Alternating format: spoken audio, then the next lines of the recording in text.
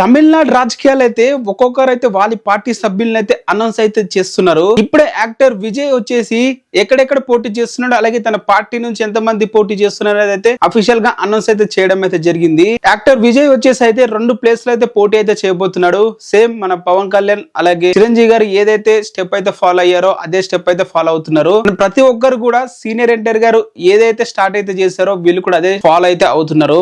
First senior NTR గారు వచ్చేసి ఆ 2 ప్లేసెస్ లో పోటీ చేయడం అయితే జరిగింది. పోటీ చేసిన 2 చోట్ల కూడా గెలవడం జరిగింది. బట్ ఆ తర్వాత చిరంజీవి గాని పవన్ కళ్యాణ్ గాని ఎవరు కూడా గెలవలేదు 2 చోట్ల. ఇప్పుడు వచ్చేసి యాక్టర్ విజయ్ కూడా 2 చోట్ల పోటీ అయితే చేస్తున్నాడు.